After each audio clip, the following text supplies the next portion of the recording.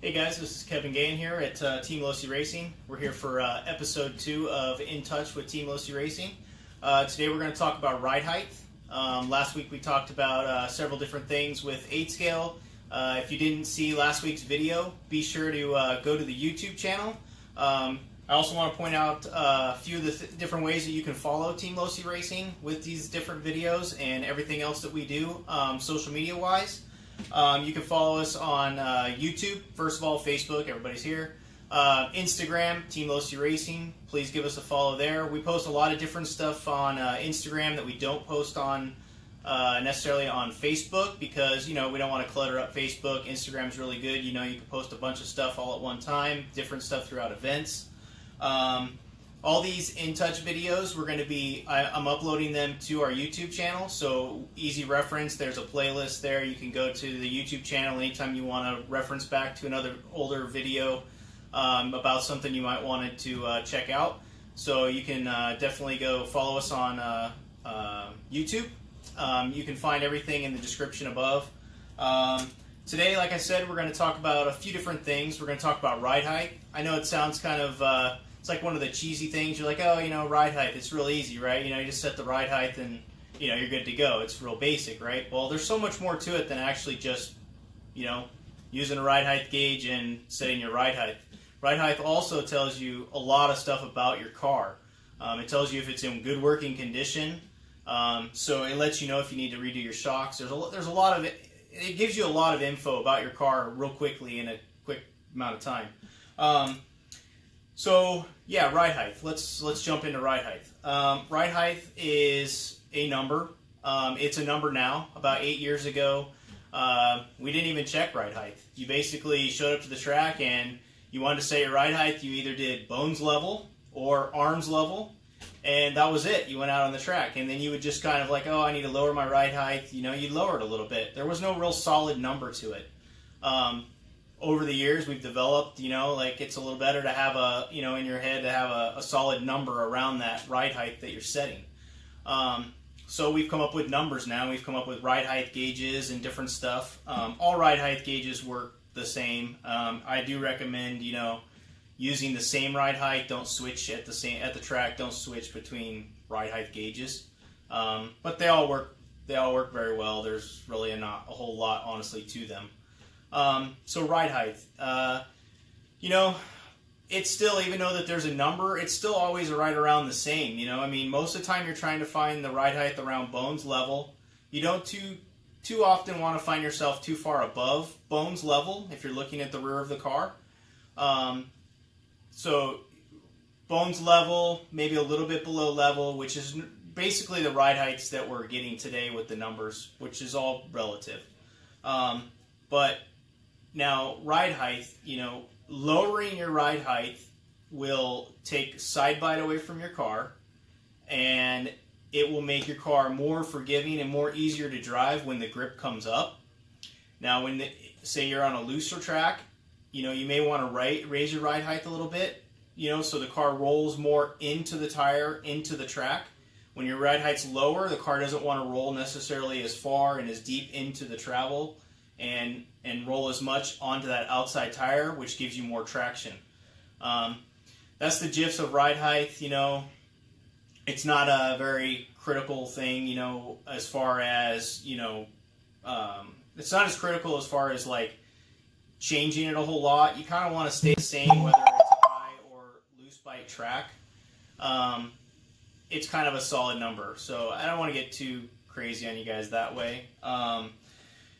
But with ride height, you know, here's where ride height's important to me, and I'll jump past the whole, you know, geometry side of things, because I think everybody has a pretty good grasp of, you know, what ride height is doing, and everybody has a good solid number that they're all using, and the manufacturers are providing that number pretty solidly out there for everybody. But for me, and one thing that I pay very, very close attention to with ride height when I'm at the track, whether I'm working on somebody else's car, or I'm working on my car, or one of our factory drivers' cars, you know, when you set your ride height, it tells you so much about your car. It tells you if your car's bound up. It tells you if your car's free. It tells you if you have air in your shocks. And you know this by knowing what your shock what your shock ride height is at. Say it's 23 millimeters. And you go out on the track and you come back and you go to run your car again, and next thing you know, you go to check your ride height, which you should check your ride height every time you hit the track because of this reason. So say you check your ride height and your front's right, but your rear's at 20 millimeters. You've lost 3 millimeters of ride height. Well, that instantly tells you, well, don't just crank down the collar and set your ride height to 23 millimeters, because your ride height shouldn't change ever that much. So that tells you there's something wrong with the car. There's something bent, there's dirt stuck somewhere, you have a hinge pin that's bent, a shock shaft that's maybe bent. If your ride height's low, there's something bound up. So the next thing you need to do is you need to pull your shocks off your car, feel your suspension, make sure everything is free, and figure out what's not free. And I guarantee you, if something has changed that drastically, there's something bound up in the car. But it's very easy for us to just go, oh, I can just set my ride height to 23, lower the collars down, and hit the track. But your car's not going to work the same. Something's not going to function. You're probably, if it's something in the rear end and it's something bound up, your car's not going to go through the bumps as well. It's going to lose a lot of traction. So that's one side of always checking your ride height and making sure, that everything is free. It tells you that. Now, if you check your ride height, and all of a sudden your ride height is 2 millimeters higher than it's supposed to be, so say it's at 25 millimeters instead of 23 millimeters, you instantly know there's something wrong again. Don't just lower your collars down. Most of the time, or 90% of the time, if your ride height starts raising up, it's because pressure is building within your shocks. So you need to take your shocks off and re-bleed your shocks, and you'll find your ride height right back to where it was supposed to be. So those are two really critical things for me that I always pay very close attention to. If ride height's changing around a lot, there's something else wrong. It's not you just need to set your ride height again. So pay attention to that. I think that's a really important thing. On the 8 scale side, it's much more critical. You'll find this adjustment change a lot more often than you will in the 10 scale world. The 10 scale world, everything stays pretty free all the time. Pressure is minimal when it builds up into the shocks on the 10 scale stuff. The 8 scale stuff, this is where it really becomes critical. There's a lot of different reasons why. Most of the time you'll find in the 8 scale world that your ride height will lower down because things get bound up. It's going through so much more abuse. You're going so much faster. You're hitting jumps so much more harder. That you'll find the 8 scale it'll be little things that'll bind up, sometimes like a screw gets over tightened and, it starts binding up the front end. The hinge pins get bent really, really easy. It's definitely something in the 8 scale. Another one is which we're going to talk about here in a little bit, is the rod ends. The rod ends on 8 scale, they get a lot of dirt in them. There's so much more dust in 8 scale that blowing your car off, blowing all those parts out are also very critical after, each run. But you can catch these things, like I said, by checking your ride height every time you hit the track. If something's critically different, it's not your collars didn't move, there's some other reason that it's your ride height that's changed. So pay attention to that, make sure you're checking that. It will definitely drastically, give you better performance if you're paying attention to those things. There's a lot of times that I have customers come up and, they're like, hey, my car's it has so much, no grip at all. Well, I look at it, the first thing you'll notice is their shock collar. They're running the same springs, but their shock collars will be, way cranked down to get their ride height where they need it. Well, it's because there's something bound up or there's something bent. As soon as you can go through the car, discover what that item might be that's damaged, and fix that item, it normally will fix all your other problems that you're feeling on the track. So that's why I said ride height is the first good place to start every single time you hit the track. Make sure everything's the way it's supposed to be. Nothing's changing. And if everything's good, then you're good to go. So that's my kind of spiel on ride height. I think it's a good thing to pay attention to. And always do. I know it's easy for some people. They just grab their car and they go out and run. But so much can change from one run to the next that you just don't know of. I mean, shocks can suck air in the seals at any given time, and you could have a shock that has more pressure in it than another. But checking your ride height will instantly tell you those things. So that's what I want to talk about with ride height this week. I had one other tech tip. Last week we talked a lot about 8-scale stuff, some of the new springs, the universals, the servo saver nut that crimps down. If you didn't see that video, make sure you go to our YouTube channel, watch last week's episode. This week I wanted to finish one other thing that I actually didn't have the item with me last week, so I wasn't able to show everybody. But we made new rod ends for the 8-scale. I don't know if you know this. The part number's in the description above. You can find the part number for these rod ends. You can easily tell the difference between the old ones, which are black colored, and these new ones, which are gray. You can see these ones here are gray. Now, these ones are completely free when you put them on the car. That was a big problem we were having with the black ones. You put them together, and they were super tight. You couldn't move them. You couldn't do anything with them. Your suspension would be really bound up. You'd have to sit there with pliers and crimp the ends of them, to make them free and make them function properly. It was kind of a pain in the butt. So, it took us a little while to get it right and get it where we wanted it to be, which we're sorry for. But at the end of the day, I think we came out with a really good product. It definitely fixes the problem. So make sure you order these. They're very free. They drastically help the performance of the car, basically just by making it always free, the suspension always working properly. So I highly suggest getting these ones. They're a gray colored. You can't really miss them. They work exactly how they're supposed to work. So it's definitely something I recommend. And if yours are bound up and you can't get the gray ones for some reason, it's a big problem with performance of the vehicle. So always make sure you're crimping them with pliers.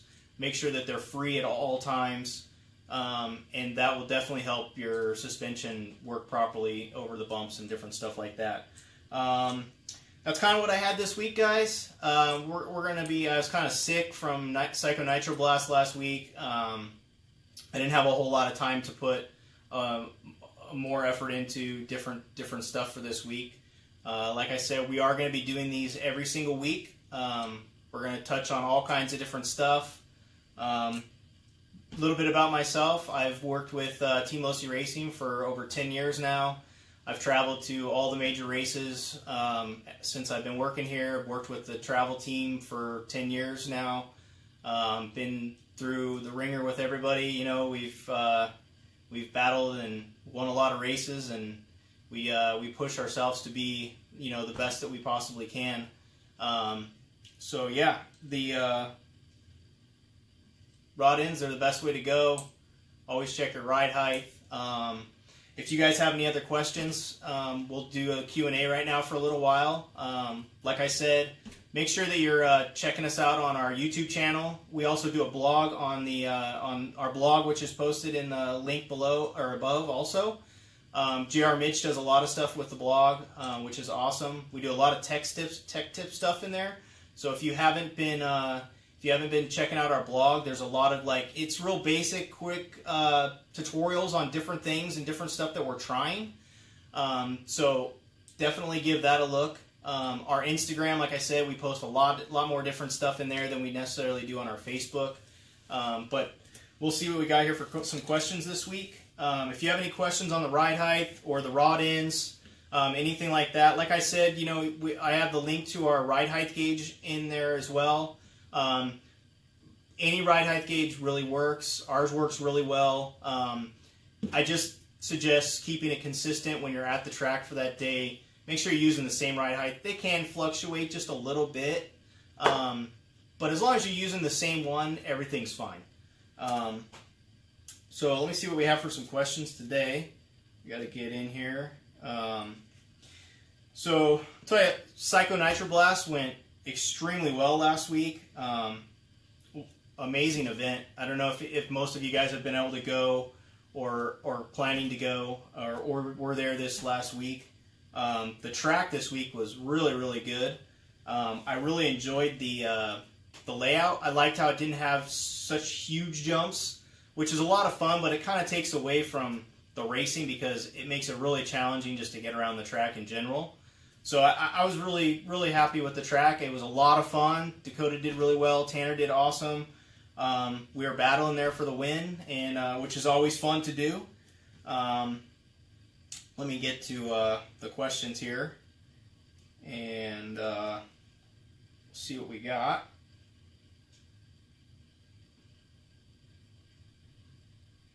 So, as long as you're using the same one, everything's fine. We're battling there for the win. See what kind of questions we got. Any chance we'll be coming to Texas anytime soon? Ronnie. You know, I don't know. It'll just depend on kind of what races we have going on and what races might be available in Texas. There's a lot of races, as you know, every single year. That it's just, you know, it just makes it challenging to get to every location all the time. We're in Texas, you know, the last few years for some of the nationals, which are great tracks. I had a lot of fun both times we were there. So it'll just depend on what we have going on and what races. I don't know if we have anything going on this year. I think we're pretty much planned out for the most part. But it'd be great to get there next year for sure if we can. Let's see here. Yeah, a lot of gas truck questions.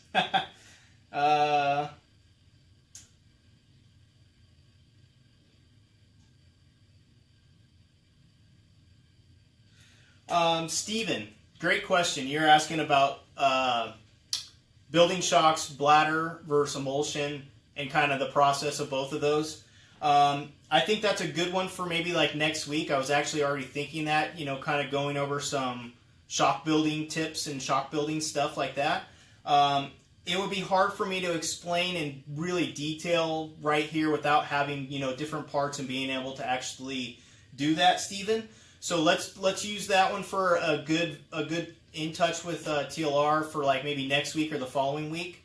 I'd like to do it next week, but I think that's a really good question. It's something that's already come to mind because there's definitely a difference between building them, you know, emulsion versus bladder and how the process works. So I think that's a good one. We'll definitely handle that one here in the coming weeks.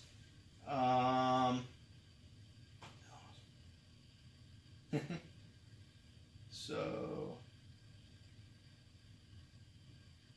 Tom, have we tried universals in Truggy? We have not tried universals in Truggy yet. We don't actually have any samples to try that yet. It's something that hasn't really crossed our mind currently to run the universals or try universals in truck. Maybe we will. I'm not sure. But as of right now, we have not tested universals for truck. Emulsion is super.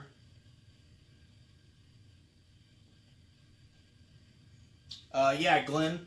Yeah, it's definitely a big driver preference, you know, and track preference on, you know, bladders versus emulsion shocks. I think that when the track is really bumpy, like extremely bumpy, that the emulsion shocks definitely will shine. They'll definitely be better. If you're on a big track with a lot of big sweeping corners, something where you need the car to stay down in the travel and kind of stay there, I think the emulsion shocks also do really well. I think when you're on a tighter track, something smoother with more 180 corners, I think that the bladder shocks shine a little bit because they kind of make the car more reactive, more a lot of jumps too. You know, bladder shocks will also help a lot when you have more jumps. So there's definitely a difference, and I do believe one is better than the other on some circumstances. You know, like I said, a tighter track, more 180 corners. I think the bladders are better. You know, something that's a high speed, really bumpy with maybe some long sweeping corners. The emulsion shocks, I believe, have been a little bit better. The emulsion shocks allow the car to get down into the travel and kind of stay in the travel, and not kind of want to bounce back basically off the bladder. Which helps when the car needs to stay in the set, kind of keep the car through the corner longer. So bladder shocks, I think they're better when you know you want the car to be more reactive, you know, more like kind of supercross style, you know, you want more feel on the car. that's where I think the bladders are better, because the shock's going to dip down into the travel, and that bladder's going to want to push it back up, which is going to make the car more reactive and more better in the high or the 180 corners, kind of square up and get going again. That's kind of what I found. That's what we've kind of seen. So it's definitely something you need to try at different tracks and keep those kind of tips in mind. But they're both good. There's nothing wrong with either one. So 4.0 ran great. Yeah, Tim, the 4.0 was great at PMB. The guys ran really, really solid. The car had good corner speed, really good grip. I thought everything was good. We were in there for the win all the way down to the end, which is all we can ask for. We can't ask to always win every race. It's never going to happen. As long as we're trying our best and learning from everything that we're doing, then we're doing all the right steps. Let's see.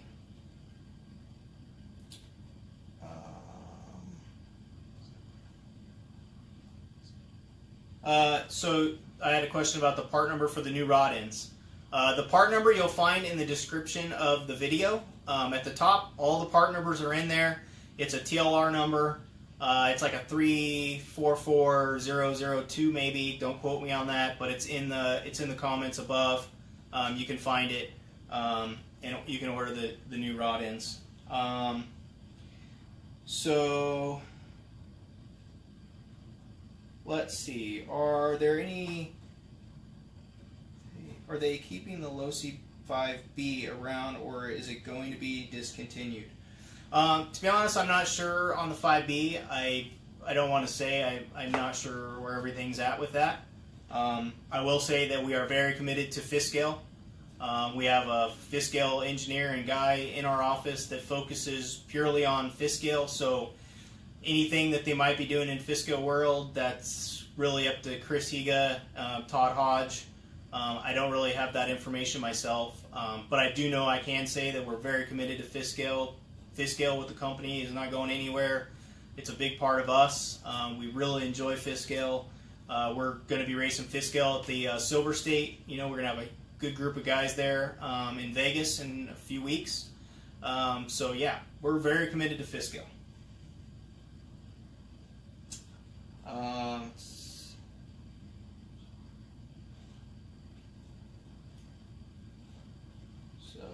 Mike Mellon. So if you want to give somebody a follow, Mike Mellon, Mike TLR Mellon is down here. He is our engineer for all of our two-wheel drive stuff. So if you want to give him a follow, you can blow him up. You can ask him any kind of questions that you might want. Mike's super helpful. He'll definitely help you out. Let's see here. Cars worked well at PMB. Yeah, Martin was on a rocket ship at PMB. He was so fast. Martin was on top of it. He was really good. What pistons did Dakota end up at PMB? So yeah, that's another good question. So Savoya at Nitro Challenge came to us with some shock package stuff that he's been running. He's been running a 5-hole piston, a 1.4 and a 1.5. And that's basically what Dakota changed to at Nitro Challenge, and it really got him more up to speed. We're still playing with some shock stuff. We're starting to actually learn some more stuff recently with shock packages.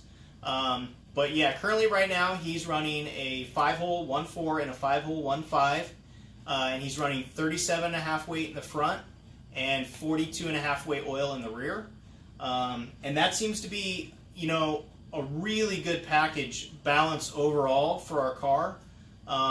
It seems to land really well. It seems to drive really flat, allow the car to be real stable.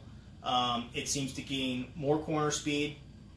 It's definitely better in the bumps in some ways. In some other ways, we've kind of found it maybe not to be as perfect here and there. But overall, it's definitely better. It's definitely something that I would give a try. So it's just a 5-hole piston. We sell it. It comes with both in the package, a 1-hole, a 1.4 and a 1.5. And you should be good. I think it's worth trying. We've been liking it, and that's where we've been going so far. Is it possible Dakota Finn put setup sheets from PMB? Yes, we are going to get Dakota Finn's setup sheets for both his e-buggy and his nitro buggy, and as soon as we can get those, we're going to get them posted up on the team page, and yeah, we'll go from there.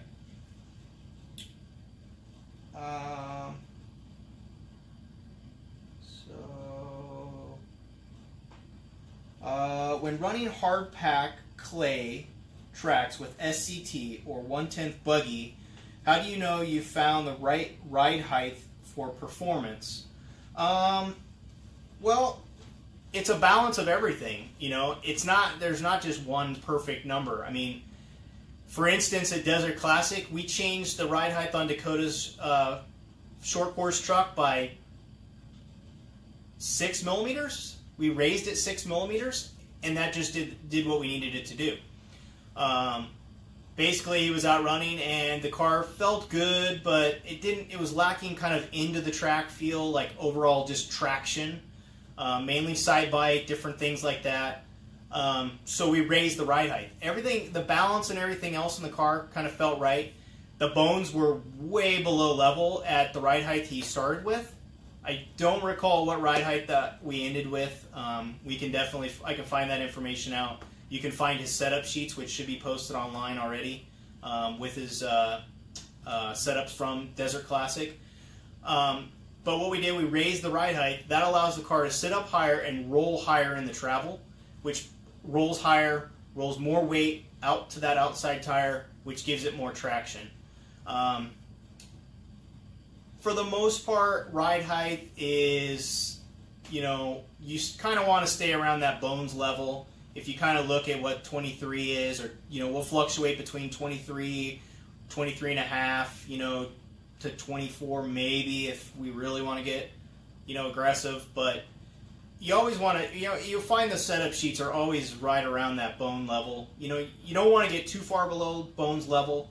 That's when, even when you're running carpet, you'll find, we raise the hubs up to get that bones back to level, for that low ride height. The low ride height is to keep the car from flying off the track. So it's a balance of your setup and your ride height. So your ride height should really be a fine-tuning option. Once you get the car dialed in and feeling comfortable, it's a fine-tuning adjustment. If your car's kind of flying, everything feels balanced well, but the grip starts coming up in the track, you can lower the ride height the millimeter to kind of compensate that extra grip you're getting. So, maybe the car doesn't get, kind of flippy, you want to flip off the track and stuff like that. So that's where it is. It's a fine-tuning thing. You want to stay within that ballpark of, what the manufacturers kind of suggest for ride height.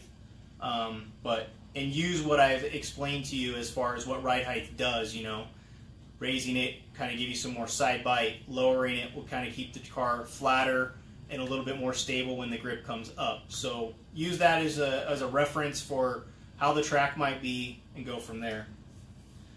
Let's see here. When running hard pack, how do I know when I found the ride height too high? So that was that.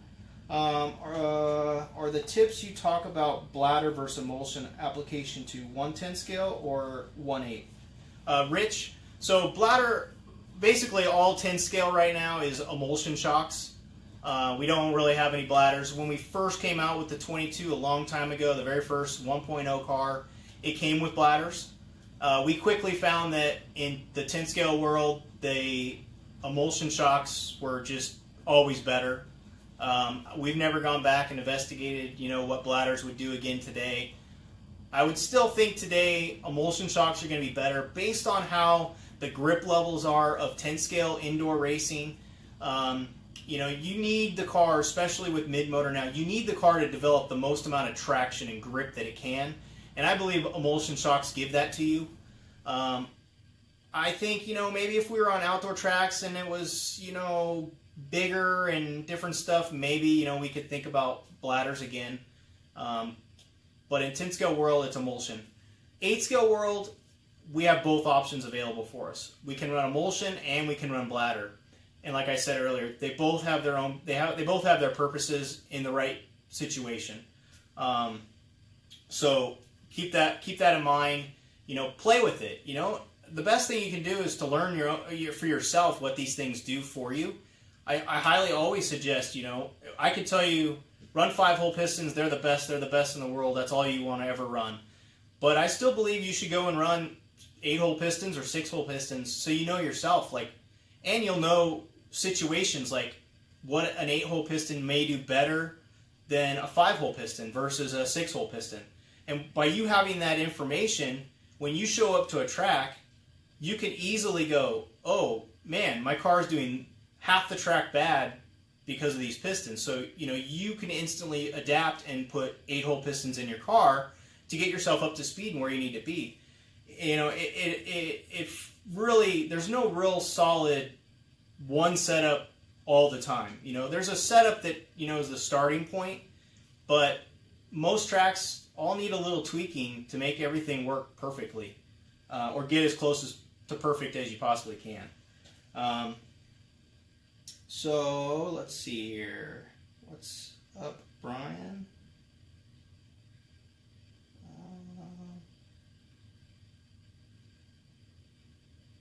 Yeah, Ronnie, definitely. We appreciate it. I appreciate you saying thanks for doing the videos.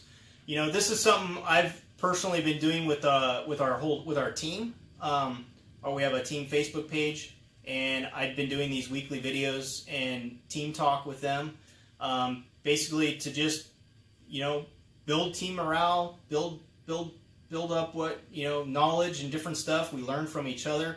And I was talking about. I'm like, you know what, we really need to do this with our customers. You know, that's really what it's about. So I took this upon myself, and I think, you know, I think this is where we need to be. We need to be helping all of us. You know, we all want to get better. We all want to have fun and do our things. I love going to the races. I love meeting new people.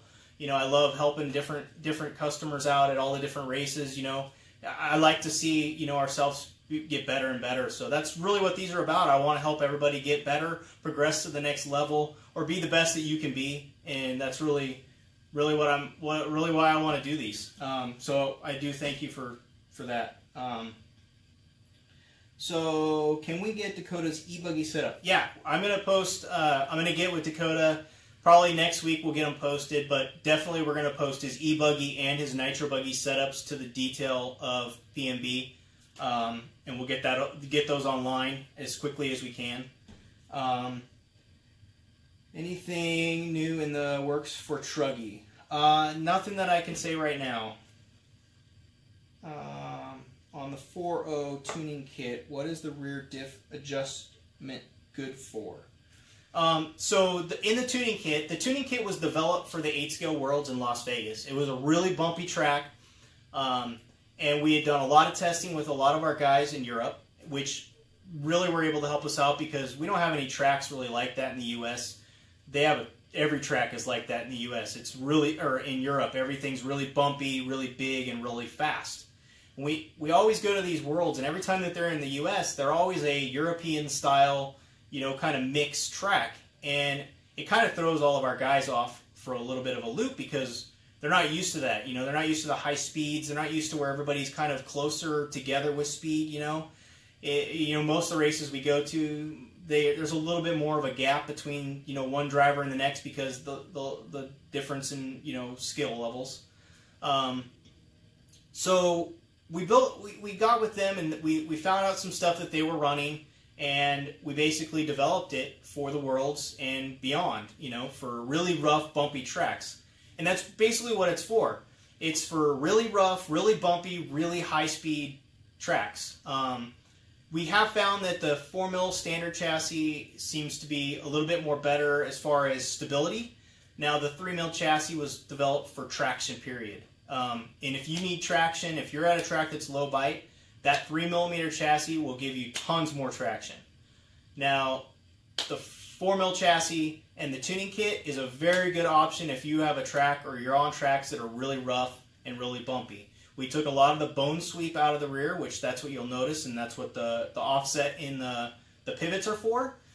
We took a lot of the bone sweep out, which basically makes that rear suspension on throttle function. You know, when you move those hubs forward and you pull that trigger, that's going to lock up those arms, and the suspension's not going to work anymore. So that's really what the development was with that. It works for those conditions, absolutely. That's why. What body is on the 8 behind you? So this is I think it's a 2.0 e-buggy that I have back here. We have a bunch of cars around the office and different stuff. We have just cars kind of displayed. So this was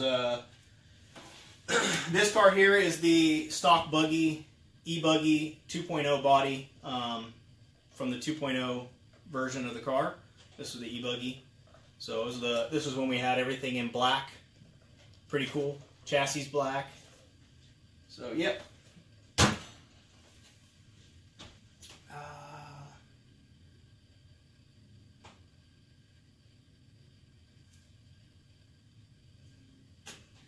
I can't really say anything on the Nitro Buggy stuff, new stuff. How do you feel about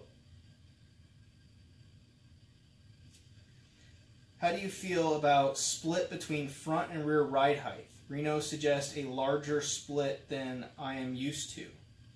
I think, you know, a split is good if you need more steering. So, you know, Reno's really likes the car to steer a lot. It also can get the front end down. It's the same thing. It's the same thing when you raise your ride height. So you raise the ride height up, the car is going to roll more onto that outside tire, and you're going to have more front grip. So you lower that front end down more, it's going to take some of that front end bite out of the car. It's going to smooth the steering out a little bit more, and it's going to also mid-corner kind of pick up some steering. So, you know, I think it's been working for him. It's been working for a few other guys, and it's not like you're going to lower that ride height down and you're going to fly off the track. It's actually going to make the car a little easier to drive. So I would say give it a try. There's nothing wrong with it. It works really well for Reno. He's been on fire with the car lately. So I think at this point, anything that Reno's trying, I think, you know, anybody should try it, because whatever he's doing, it's working. We've been applying a lot of that information to Dakota on some of our races that we've been going to. You notice that we've been using carbon inserts that you bolt onto the bottom of the arms. We've been taking the front ones off because it gives the car some more steering. Dakota's back up to running. We went back up to a little bit thicker center diff oil for PMB, which he really liked because the track had a lot of high speed sweeping corners. With that thicker diff oil in the center, when you're on power, the car is going to have more steering. So that was big benefit there too. So, you know, I think it's definitely worth trying. Like I said, you lower that ride height, the front end can't roll as much onto that outside tire. You're going to have a little less bite, and it's going to make the car a little bit easier to drive.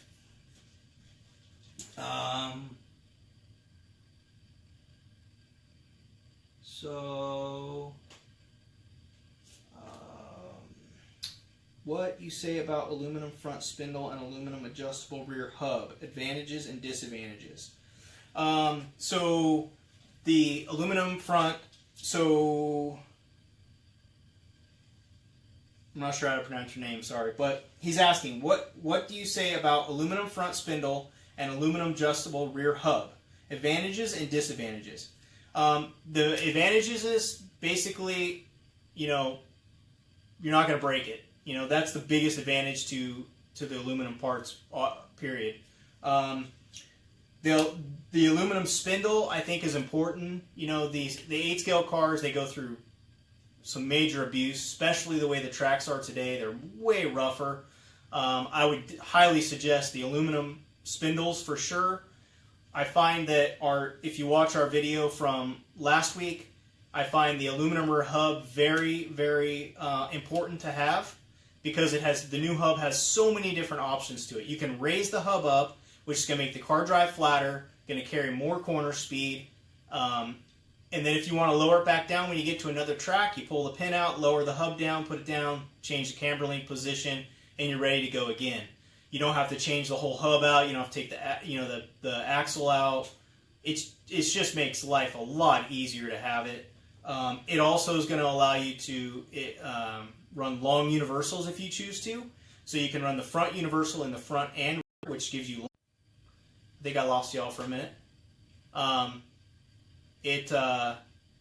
So the rear hub gives you the option to do long universal in the rear also. We also came up with this nifty plastic inserts that go into the hub, which basically take all the slop out. So you're going to put the bearing in, you're going to put the axles in, and everything's going to be much tighter. So I think they're both very, very critical, and I think the rear hub is almost a must because of all the other geometry options stuff that you get with it. Let's see. There will be any European version of the buggy like in past with the EU. I don't know if in the future if we'll do any more EU buggies. I think it's easier for us to not, because what should work there should all be in the box to work here. Everything should just work, wherever it needs to go. Wherever race we go to, whatever track we go to, our stuff should work right out of the box, and that's always our end goal. So I'm not sure though. I could be wrong. That's a Todd Hodge question. I can find this information out for you if you like. If differently made and big difference, Robert liked it. Let's see. Durability and rear adjustability. Just do the tuning kit. Alright guys, I don't see any more questions on here today. I hope I answered everybody's questions as best that I possibly could. I appreciate everybody coming on and watching. We will do another video next week. I'd like to maybe, if I can, get into the shock building or shock stuff with everybody. I think there was a very good question about building emulsion versus bladder. There is a small difference in technique, but they're both very simple. As long as you build them the same, equally, you don't have any air in there, you're pretty much good to go. Last thing that I wanted to bring up with everybody, Spectrum. The DX6R, there's an update. If anybody's using the DX6R radio, we find it very important to do the update. It's very, very easy. Turn on Wi-Fi, get connected at your house, go to the Google Play Store, go to the Raceware app in the Play Store, hit update, and it updates the radio. Nothing major as far as like fixing any bad things that was happening, because the version before that we fixed all those things. But this one, Spectrum came to us and asked a lot of questions about what we needed and what we needed the functions to be at in the radio. And a lot of the team guys and a lot of different people gave their thoughts on all this. And they made a lot of these major changes that we've asked for, moving things up in the menu that we feel that we need right away and quickly. That was all the way at the bottom. The scroll wheel, now you can scroll through different menus and different stuff. So the biggest thing with it, it's more of a pleasure to work with. It's more of a pleasure to use the radio. Right now, I feel like the radio is top notch. Everything's functioning, working perfectly. So make sure if you're using the radio, go to the App Store, update your radio, get it going. I have the newest software in the description in the video above, so you can make sure that you have the most up-to-date software, and if you don't, you'll know which one to update to. So please do that. We really would appreciate it, and if you have any feedback on that, you can leave them in the comments, or if you have any issues with updating your radio, you can leave those in the comments below. We'll get to them. I'll do my best to get with the Spectrum team, and if there's any issues, I can try and get them resolved for you. We had a few more questions here that dropped in, and I will answer those, and then we'll be done for the day, guys. Center diff spur gear on Truggy. Calls for 52, but I know many of you use a 51, I think. Yes, we use a 51. It seems to be the right gearing. 51, 12 is what we're using. If you get to a really high speed, really fast track, you can go to the 13 tooth clutch bell, but most of the time you're going to be 51, 12 tooth, and you should be good to go. Hey, I just got a new two-wheel drive short course truck. Great video, thanks for the vids, definitely. So Okay guys, that was all the questions. I'm going to take this video and I will upload it to YouTube so you can find it at any given time really easily. Be sure to go check out our YouTube, tag different people in the comments below that may not be able to see the video so they can check this out. We want to help as many people as we possibly can. If you see me at the races, come say hi. I love to chat. If you have any questions at any given time, I'm always available to answer those questions for you. So thank you guys. We'll see you next week, and see you later.